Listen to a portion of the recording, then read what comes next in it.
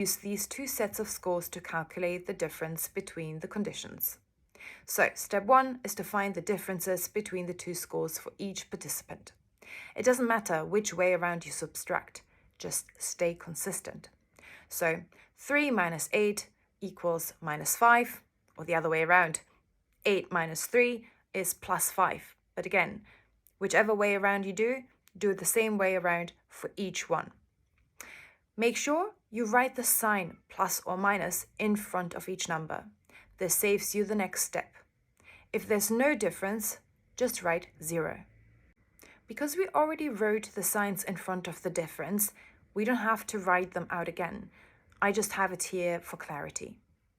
Now we need to add up the number of minuses and the number of pluses, just ignoring the number itself, and also ignoring the zeros.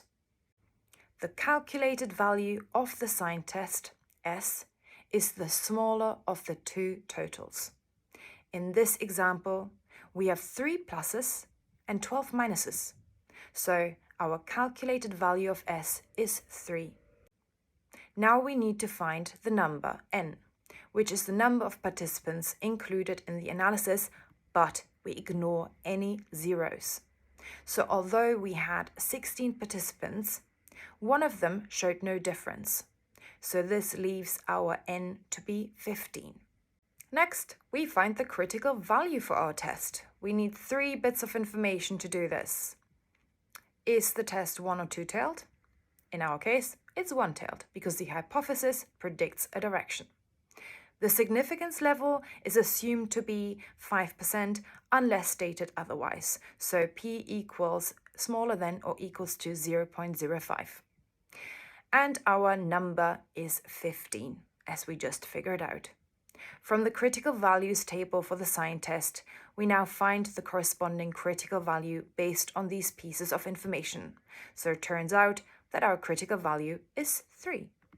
Now that we know our calculated and our critical value, we can interpret the result.